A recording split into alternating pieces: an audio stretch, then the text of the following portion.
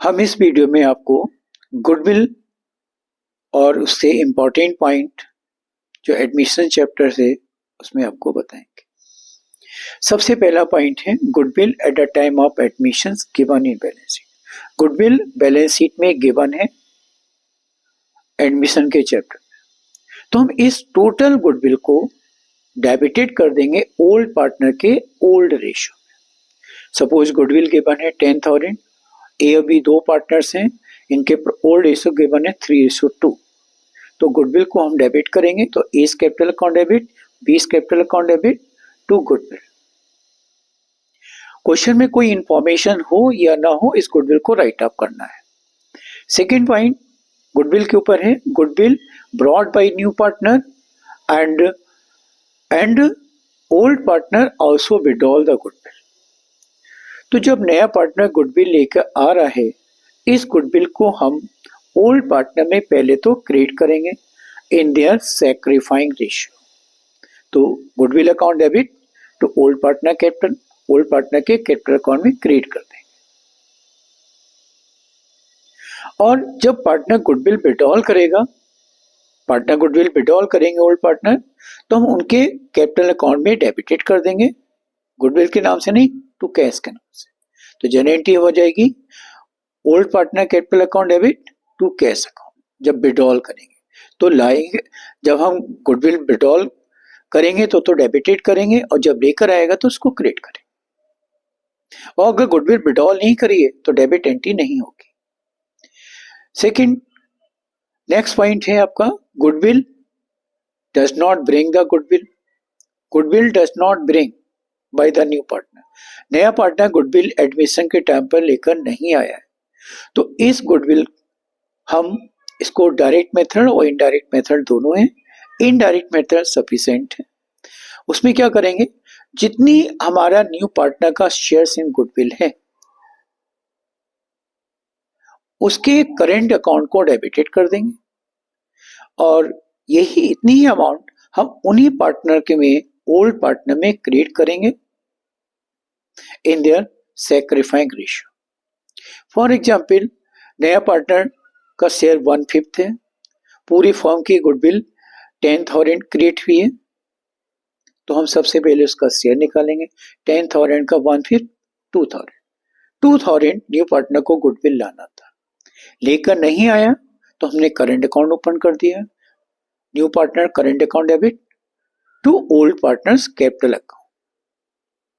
2,000 को तो हमने करंट अकाउंट में डेबिट करा न्यू पार्टनर में, और ओल्ड पार्टनर के सैक्रिफाइंग रेशियो में क्रेडिट कर दिया। अगर कोई पार्टनर सैक्रिफाई नहीं कर रहा है ओल्ड, तो उसको क्रेडिट नहीं करेंगे, और इस करंट अकाउंट को हम बैलेंस शीट में, न्यू बैलेंस शीट में एसेट साइड में दिखाएंगे, न्यू पार्टनर के करंट अकाउंट। अब नया पार्टनर जो है गुडविल थोड़ा सा पार्ट ला रहा है, थोड़ा नहीं ला रहा है। When the new partner bring the some part of his goodwill and some part of his goodwill and some part is not brought, तो जो पोर्शंस लेकर आ रहा है उसकी तो फर्स्ट की तरह ट्रीट करेंगे, और जो लेके नहीं आ रहा है उसके लिए करंट अकाउंट ओपन करेंगे। तो जैसे एग्जांपल में 10,000 का शेयर है, सपोज 10,000 शेयर है न्यू पार्टनर का, अब वो 4,000 लेकर आ रहा है, तो 4,000 को तो क्रेडिट कर देंगे ओल्ड पार्टनर में इन देयर सैक्रिफाइस रेशियो में बाय गुडविल, और जो लेकर नहीं आया उससे करंट अकाउंट ओपन करेंगे।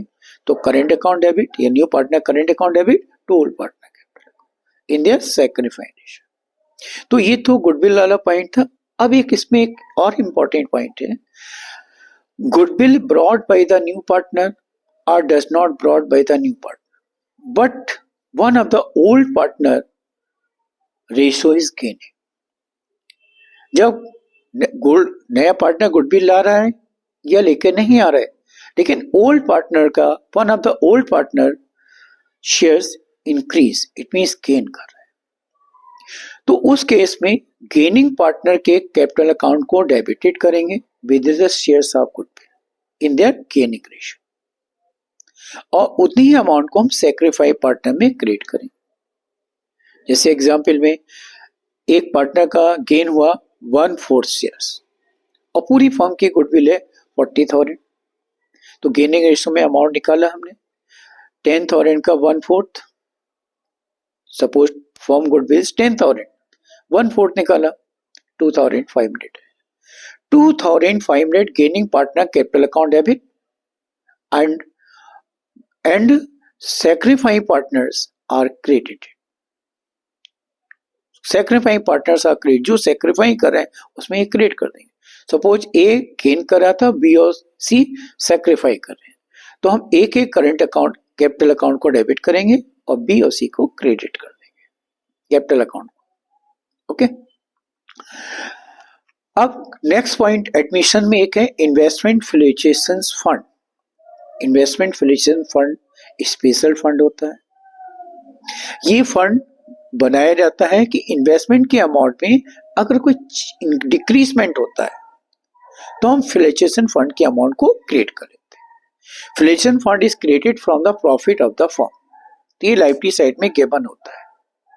ये एक्चुअली ओल्ड प्रॉफिट होता है पार्टनर्स का.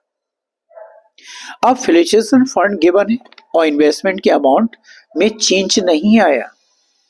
फर्स्ट पॉइंट, चेंज नहीं आया तो हम पूरी अमाउंट फैसिलिटेशन फंड की पूरी अमाउंट हम क्रेडिट कर देंगे ओल्ड पार्टनर के ओल्ड रेशियो.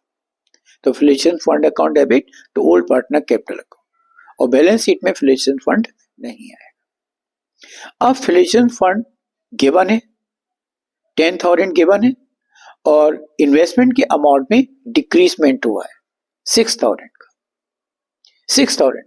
तो इस 6,000 डिक्रीजमेंट को हम रीवैल्यूएशन अकाउंट में नहीं दिखाएंगे बल्कि फंड में हम डेबिटेड करेंगे. तो फंड अकाउंट में डेबिट कर देंगे. अब अमाउंट कितना बचा 4,000. उस 4,000 को क्रिएट करेंगे ओल्ड पार्टनर के ओल्ड एज. फिर से सुनिए, फैसिलिटेशन फंड की अमाउंट 10,000 है और इन्वेस्टमेंट एसेट साइड में जो गिवन है उनकी अमाउंट कम हुई है 6,000 से. तो 10,000 पूरी अमाउंट हम पार्टनर कैपिटल अकाउंट में क्रेडिट नहीं करेंगे, पहले हम 6,000 को फैसिलिटेशन फंड में डेबिटेड कर देंगे यानी कम कर देंगे. अब 10 - 6 4 बचा. इस 4,000 को ओल्ड पार्टनर में क्रेडिटेड कर देंगे और बैलेंस शीट में फैसिलिटेशन फंड क्लोज हो गया, नहीं दिखाएंगे लेकिन क्लेम के अमाउंट को लायबिलिटी साइड में दिखाएंगे. अब फैसिलिटेशन फंड की गिवन है और इन्वेस्टमेंट की अमाउंट इंक्रीज हो जा रही है या इंक्रीज होती है, उस केस में भी हम फैसिलिटेशन फंड को यूज नहीं करेंगे बल्कि फैसिलिटेशन फंड को ओल्ड पार्टनर में क्रिएट कर देंगे. क्योंकि फैसिलिटेशन फंड का पर्पज है कि इन्वेस्टमेंट के अमाउंट में जब कमी आती है, डिक्रीजमेंट होता है, तभी यूज होता है, अदरवाइज यूज नहीं होता.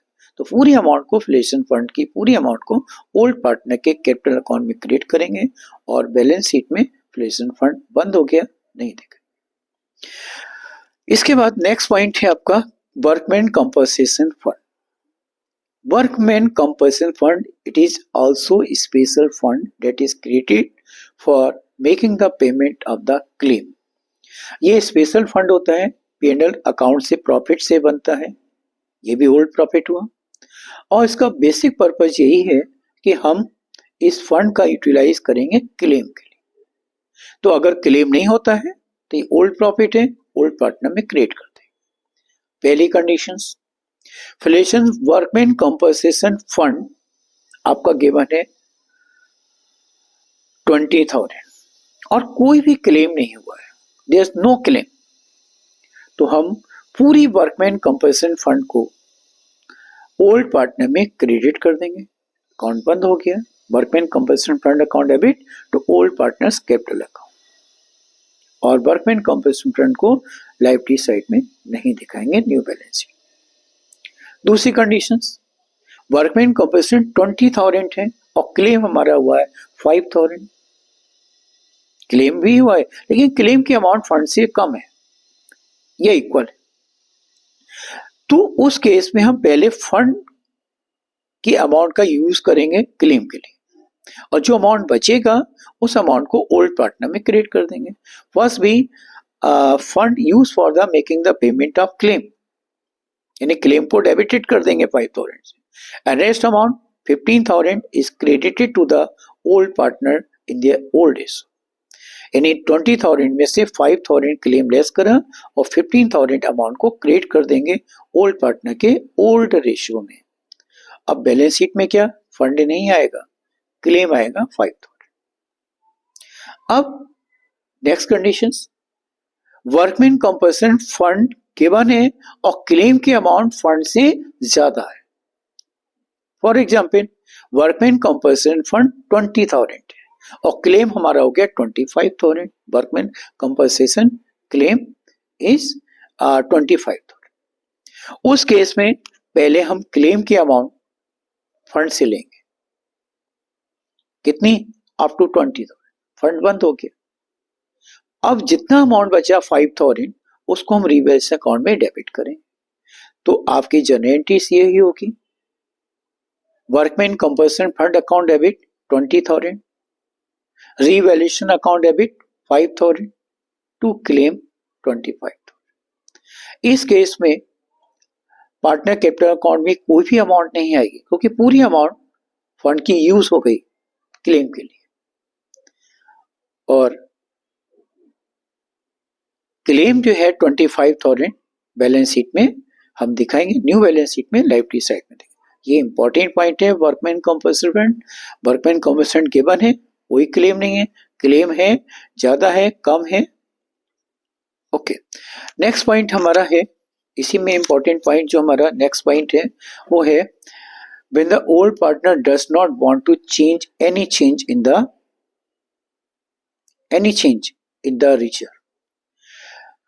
रिजर्व है या फिलिशिएशन फंड है या P&L प्रॉफिट है या लॉस है, इसमें एडमिशन के टाइम पे ओल्ड पार्टनर ये चाहते हैं कि हम इसमें कोई भी चेंज नहीं करें और बैलेंस शीट में हम शो करेंगे, न्यू बैलेंस शीट में दिखाना है। उस केस में क्या करते हैं, जैसे for example general reserve given है 10,000, हम जनरली ओल्ड पार्टनर में क्रिएट कर देते थे, इसको बंद कर देते थे। अब ओल्ड पार्टनर कह रहे हैं कि हमें जनरल रिजर्व को न्यू बैलेंस शीट में आफ्टर एडमिशन दिखाना है, चेंज नहीं चाह रहे। तो क्या करेंगे, नए पार्टनर के करंट अकाउंट को डेबिट कर देंगे, नए पार्टनर के करंट अकाउंट को डेबिट करेंगे विद हिज शेयर्स। तो जनरल सपोज 20,000 है, उसका शेयर है 1/5, 20,000 का 1/5 4,000 हुआ। 4,000 के करंट अकाउंट को डेबिट कर दिया, न्यू पार्टनर करंट अकाउंट, और ओल्ड पार्टनर के कैपिटल अकाउंट को क्रेडिट कर दिया।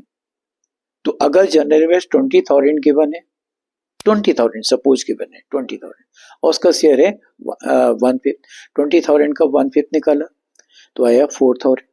अब 4,000 को हमने न्यू पार्टनर के करंट अकाउंट को डेबिट करा, ओल्ड पार्टनर के कैपिटल अकाउंट को क्रेडिट कर। ध्यान रखना है कि ओल्ड पार्टनर के कैपिटल अकाउंट को क्रेडिट करेंगे अगर कैपिटल फिक्स नहीं है, और लेकिन नए पार्टनर के करंट अकाउंट को डेबिट करेंगे।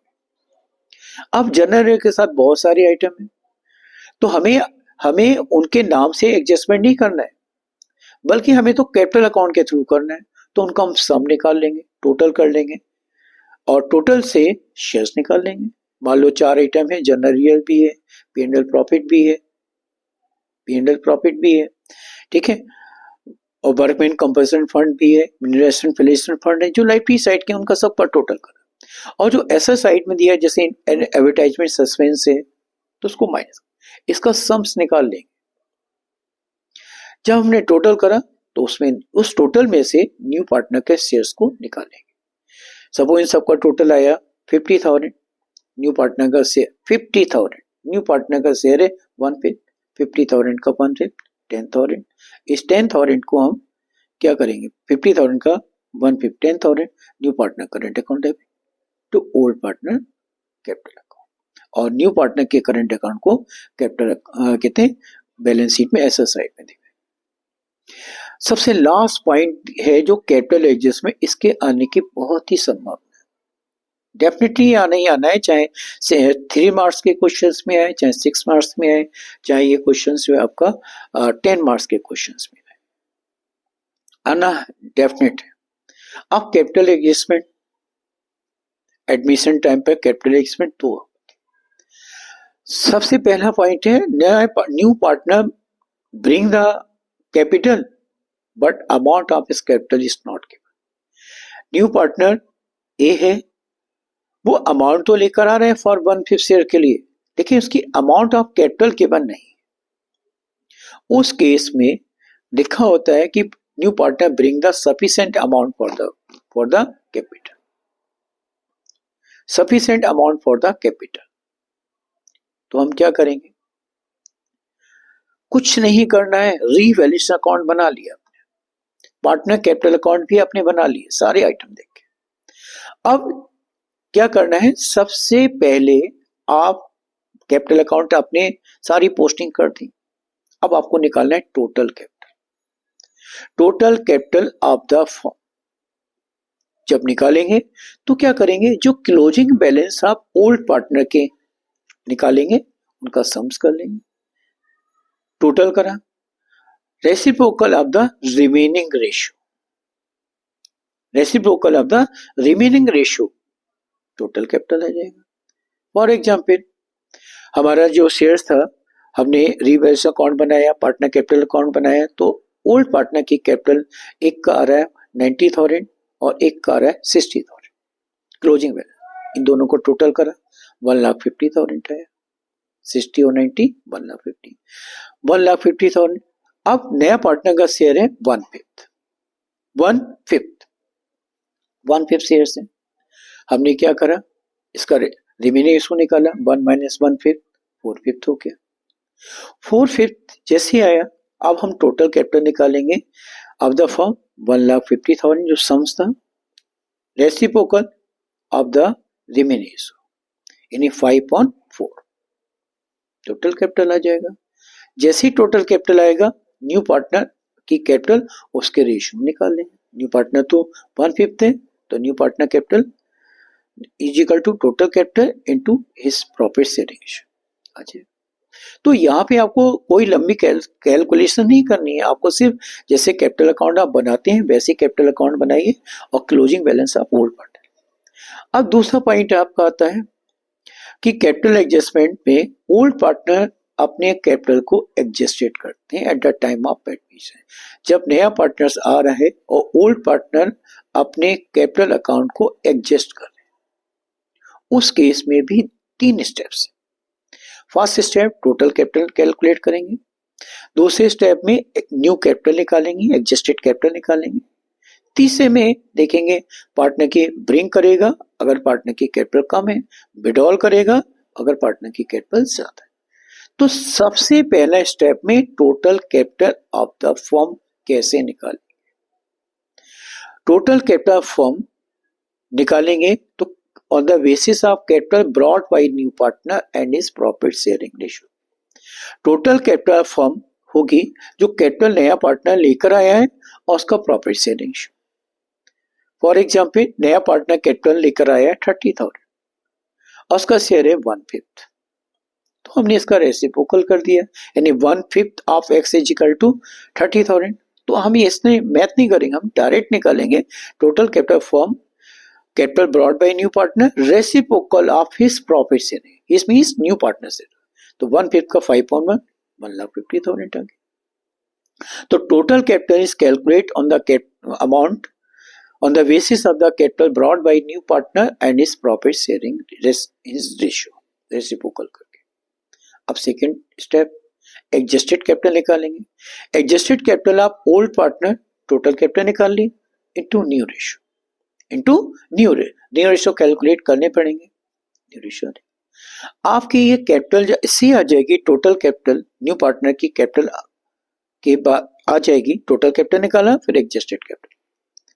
अब आपको इसको डेबिट साइड में पोस्ट कर देना है, दिख देना है। अब अगर क्रेडिट साइड टोटल ज्यादा है पार्टनर विड्रॉल करेगा, क्रेडिट साइड नहीं कैपिटल ज्यादा है तो विड्रॉल करेगा, कैपिटल अकाउंट में डेबिटेड कर देंगे टू कैश से, टू करेंट अकाउंट से, या अगर लोन खोलना है तो लोन से करेंगे। अगर पार्टनर की कैपिटल कम है इट मींस डेबिट बैलेंस ज्यादा है तो ब्रिंग करेगा बाय कैश, क्रेडिट साइड में दिखाएंगे बाय कैश या बाय करेंट या बाय लोन।